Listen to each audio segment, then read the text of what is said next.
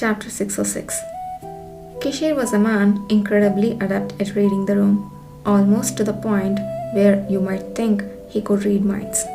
Meeting Yudhir's gaze, Kishir seemed to immediately sense that Yudhir hadn't just arrived. He maintained silence, offering no excuses. Slowly, Yudhir advanced until he stood close to him. He halted at a distance where he could reach out and touch the strategy game board on the table. Even though he had only been here for less than a week, the game board was covered in faint marks, visible up close. Seeing the marks particularly concentrated in certain spots gave him a feeling akin to having a knife twisted in his gut. Yudhir was about to express his emotions openly, but he stopped short upon locking eyes with Kishir's red irises. It's good that he's seen everything and learned the truth, but what would be the most appropriate thing to say in this situation? Why are you doing this?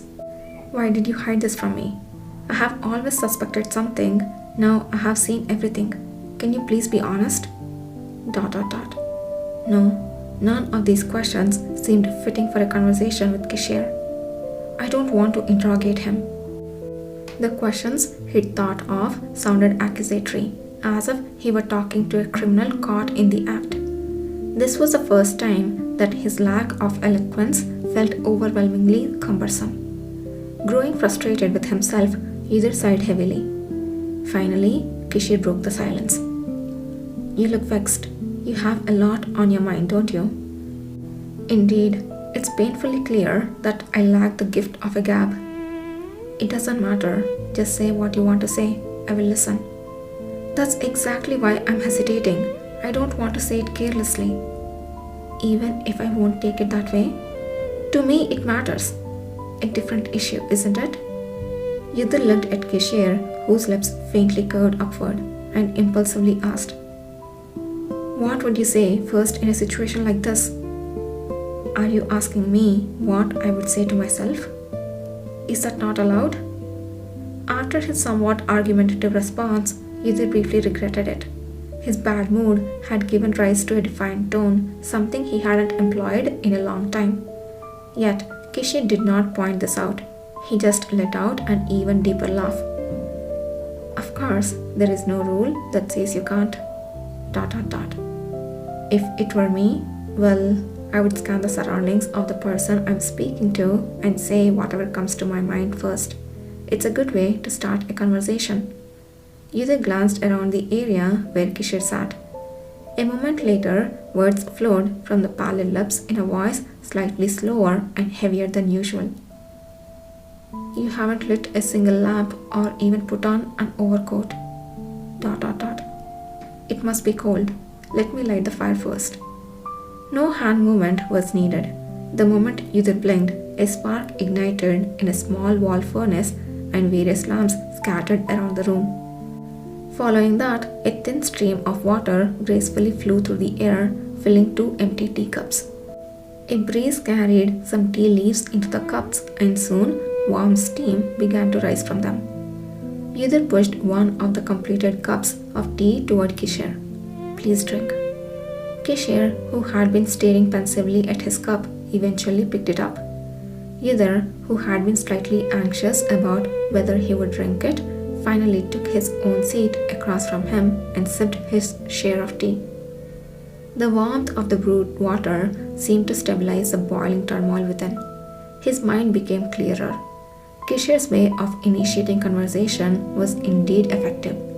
So, the important thing is the solution, not the situation itself. Yudhir decided on what to say after taking a few more sips. Deeply rooted in Kishir Laor's unusual behavior was a habit of suppressing himself to the extreme.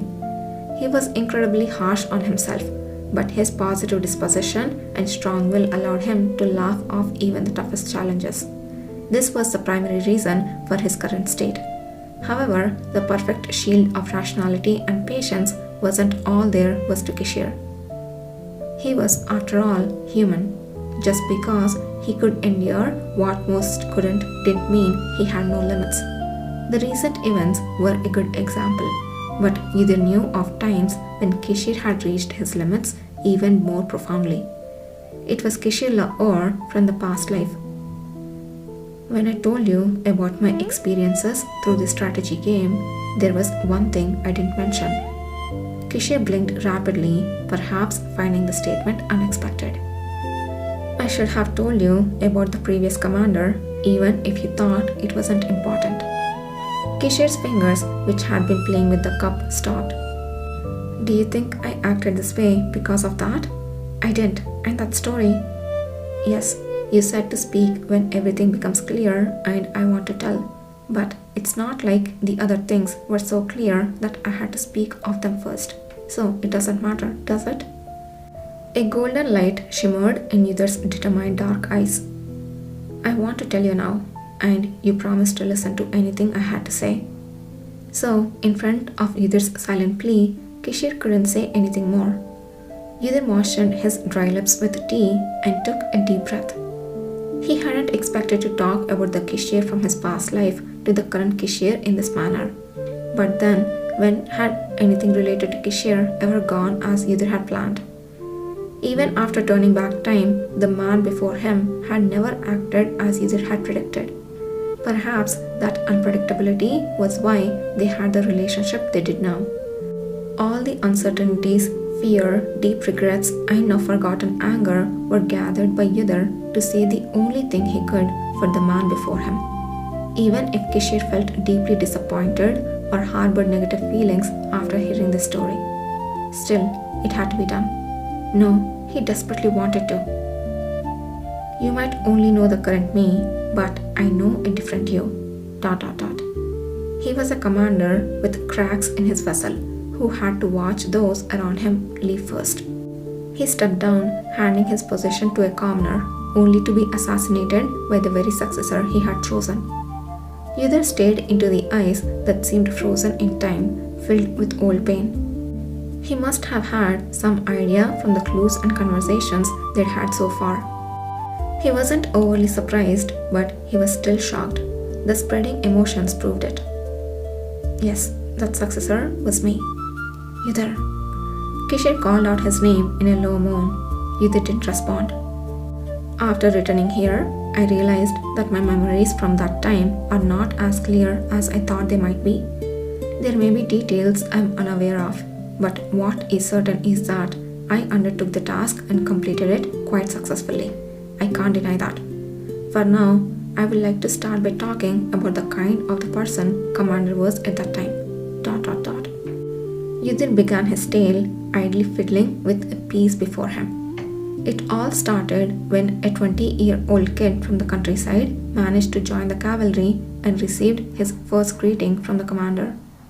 Initially, I didn't think the situation was much different from now.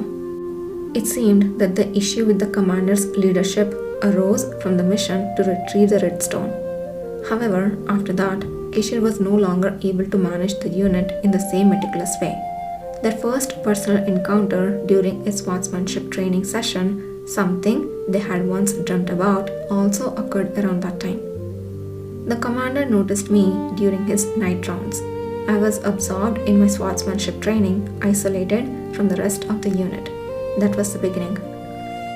Capturing my mistakes masterfully, a sense of competitiveness grew within me, leading me to train rigorously. Apparently, the effort was not in vain. My name was called during the deputy commander announcements sometime later. It felt burdensome, but on some level, I was proud to have my skills recognized. However, that pride didn't last long. An incident occurred simultaneously with the manifestation of my second gender. Yudhar pondered for quite some time on how to articulate the event, but his eventful words were concise. While discussing matters with the commander as the deputy, my second gender suddenly manifested. Given that it happened in a much more unexpected situation than now, the outcome was far from favorable. Kishir's eyes flickered ever so slightly. When I came to my senses, about a week had passed, and I started feeling emotions of others that I had never felt before. The commander said he would find the reason for what happened to me, but I don't think I ever got that answer. The reason for the uncertain tone was because he could no longer fully trust his memories from that time. Well, Many other events transpired afterward. A horde of colossal monsters appeared in the west, causing most of the region to collapse. Many cavalry members died and were injured and left the unit. Around the time these matters were concluding, I was nominated as a successor of the cavalry commander and learned what was necessary for the position. The death of Emperor Kalusa also occurred around that time. Crown Prince Kachyan ascended the throne and you stepped down from your commander position. Even after retreating to Paleta, it wasn't peaceful. Despite rumors swirling that you harbored rebellious intentions, you said nothing. Whether that was true or not, I still don't know. However, the assassination order issued against you was undoubtedly related to those rumors. Yudhir's narrative captured the events and emotions, laying bare the complexities of a time fraught with uncertainty and change. Over the course of the year since Kishir had stepped away, Emperor Kashtian quietly observed Paleta. However, as rumors grew too intense to ignore, he had resorted to sending imperial knights as an indirect warning and pressure. Finally, he summoned Yudhir and gave him his first secret mission. Yudhir still remembered the weight of the sword he had received from Emperor Kashtian in the hidden passageway of the Imperial Guard that day. There is no need for a separate report confirming the success of your mission. Prove to me why the cavalry should continue to exist, Commander. Kishir's life and the future of the cavalry. Between the two, Yudhir chose the latter and carried out the assassination of Duke Paleta with that sword. A relationship, brief as it was, spanning only about 2 years, was thus severed. If you have listened up to here, you would understand that I was not particularly close to the commander at that time. Quite the opposite, in fact. An entity forever incomprehensible. A figure who had only brought suffering after an inexplicable connection. A person who revealed nothing. Yet, at the same time, he was the mentor who had taught Yudhir everything, the senior who had left behind the cavalry, and the only one with whom he had ever shared a relationship. Yudhir fell silent for a long time after finishing his story. He had tried to recount the tale as objectively as possible, but whether he succeeded, he could not be certain.